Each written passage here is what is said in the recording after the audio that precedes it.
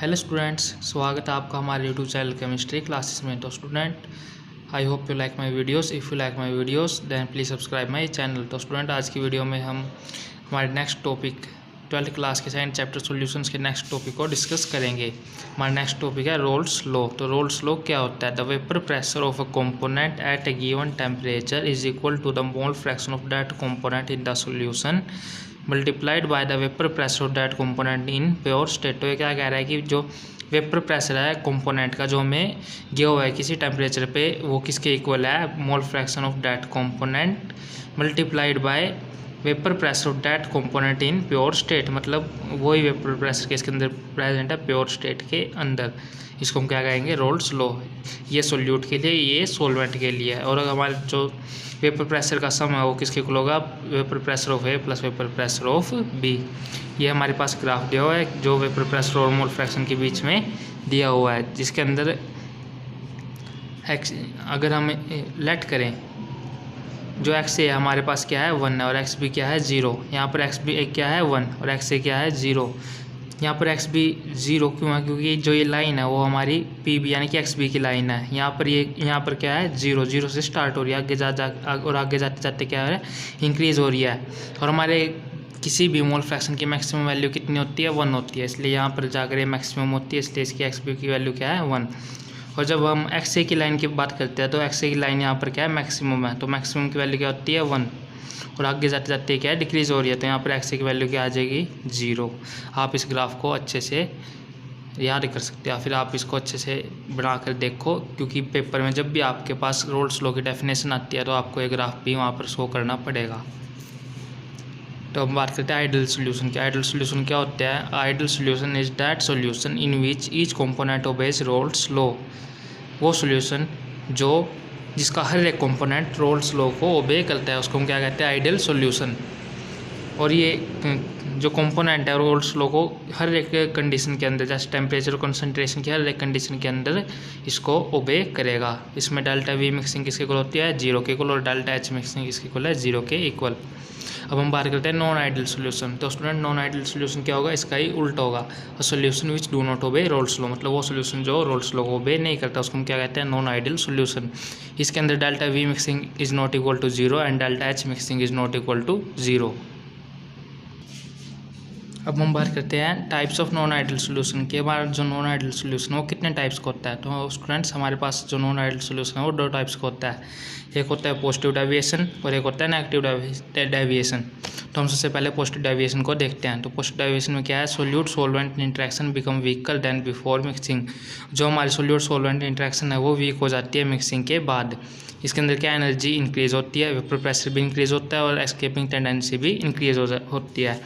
इसके ग्राफ में भी आप देख सकते हो जो हमारा वेपर प्रेशर है वो इंक्रीज़ हो रहा है, और एनर्जी के कारण क्या है? एनर्जी भी इंक्रीज़ हो रही है। अब हम देखते हैं नेगेटिव डेविएशन को। नेगेटिव डेविएशन क्या है? Solute solvent interaction become stronger than before mixing. इसके अंदर सोल्यूट और सोलवेंट की इंटरेक्शन क्या होगी? स्ट्रॉन्ग होगी मिक्सिंग के बाद। मतलब जो मिक्सिंग से पहले जो हमारी सोल्यूट सोलवेंट इंटरेक्शन है उससे ज़्यादा स्ट्रॉन्ग हो जाएगी। और वेपर प्रेशर क्या होगा? इसका डिक्रीज़ होगा, एनर्जी डिक्रीज़ होगी, और एस्केपिंग टेंडेंसी भी डिक्रीज़ होगी। आप देख सकते हैं यहाँ पर ग्राफ में जो हमारी हर वैल्यू क्या है? डिक्रीज़ हो रही है।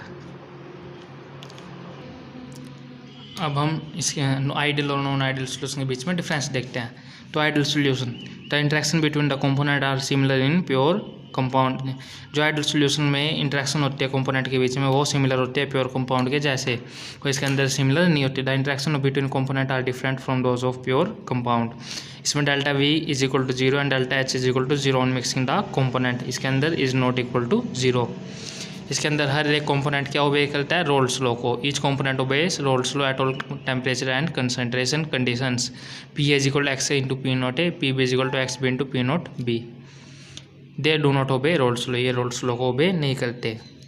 दे डू नॉट फॉर्म एजियोट्रोप, ये एजियोट्रोप नहीं बनाते। They form azeotrope. तो एजियोट्रोप क्या होता है?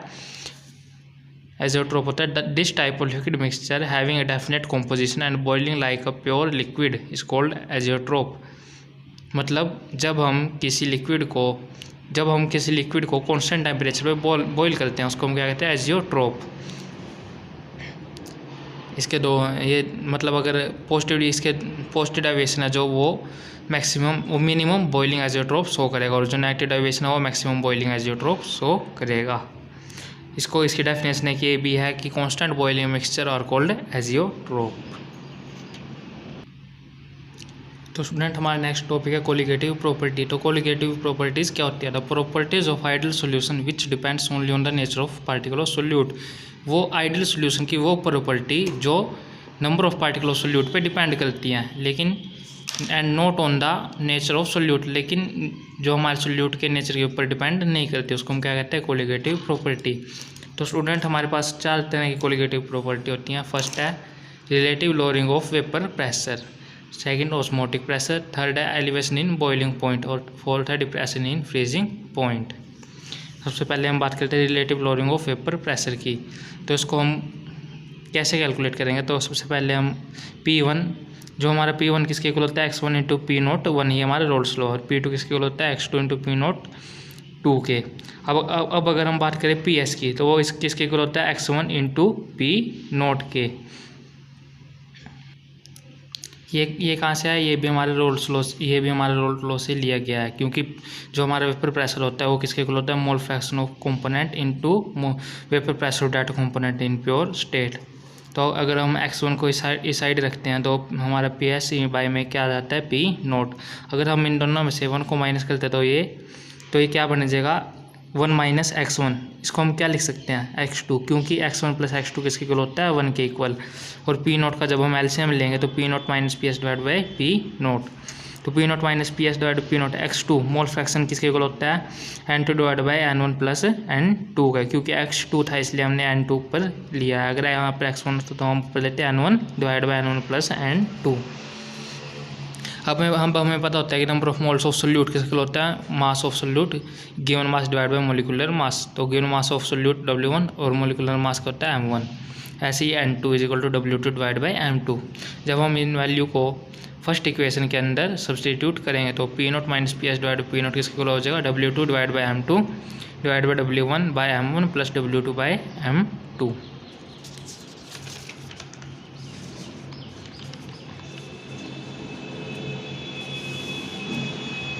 अब स्टूडेंट डाइल्यूट सॉल्यूशन के लिए हम N2 को निगलेक्ट कर सकते हैं। जब भी हमारा डाइल्यूट सॉल्यूशन 5% से लेस देन होता है तो हम उसको निगलेक्ट कर देंगे। तो P naught minus PS divide by P naught किसके इक्वल हो जाएगा? N2 डिवाइड बाई N1 के इक्वल।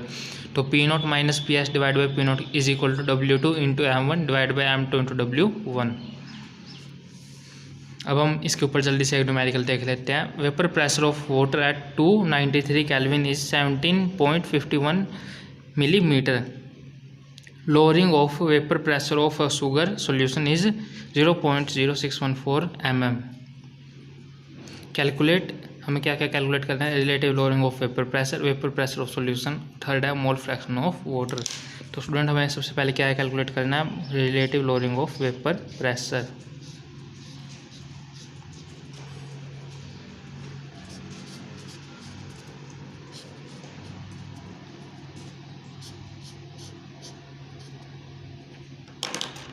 तो relative lowering of vapour pressure क्या होता है? ये चीज़ ये हमारी क्या होती है? Relative lowering of vapour pressure. इसको हम relative lowering of vapour pressure कहते हैं। तो हमें क्या क्या देगा? वेपर प्रेशर ऑफ वाटर ये कितना है? 17.51 mm। इसको हम लिख लेंगे 51 mm। और लोअरिंग ऑफ वेपर प्रेशर क्या होता है? P नोट माइनस PS जो हमें दिया हुआ 0.0614 mm, ये भी हमने लिख लिया। अब हम रिलेटिव लोअरिंग निकाल लेंगे तो P naught minus PS divide by P note, इसको हम इसके बारे में ले आएंगे और इससे ये आ जाएगा।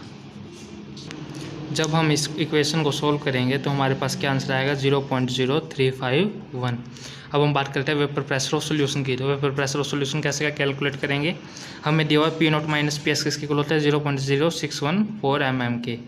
अब हमें P नोट की वैल्यू क्या दी हुई है? 17.51। तो 17.51 इसकी जगह रखेंगे और PS की वैल्यू कैलकुलेट करेंगे तो हमारे पास क्या आ जाएगा? 17.4468 mm। अब हमें क्या कैलकुलेट करना है? Mole fraction of water. तो ये कैसे कैलकुलेट करेंगे? बाय रोल्स लॉ लाएंगे। P naught minus PS divide by P naught किसके इक्वल है? N2 divide by N1 plus N2 जो किसके इक्वल होता है? x2 के, हमें पहले दिया गया था। और ये x2 क्या होता है? Mole fraction of solute x2 किसके इक्वल हो जाएगा, तो x2 की वैल्यू क्या आ जाएगी 0.0351 हमारी ये वैल्यू, क्योंकि ये x2 किसके इक्वल था, इसके इक्वल था। अब हम हमारे पास क्या हुआ है, आया है सोल्यूट की वैल्यू आई है। अब हमें किसकी वैल्यू निकालनी थी, वाटर की, यानी कि सॉल्वेंट की वैल्यू निकालनी थी। तो इसको हम कैसे निकालेंगे, 1 - x2 करके। जब हम 1 - x2 करेंगे तो हमारी क्या वैल्यू आ जाएगी 0.99649 आंसर, ये हमारा आंसर आ जाएगा। तो स्टूडेंट आज के लिए बस इतना ही। स्टूडेंट अगर आपको किसी भी न्यूमेरिकल के अंदर डाउट है तो आप हमें कमेंट सेक्शन में बता सकते हैं, हम उसके ऊपर आपको वीडियो अपलोड करके देंगे। और अगर आपको हमारे नोट्स चाहिए तो आप अपने जीमेल आईडी हमारे कमेंट सेक्शन में बता सकते हैं, हम पर्सनली आपके पास PDF फाइल नोट्स की सेंड कर देंगे। Thank you friends.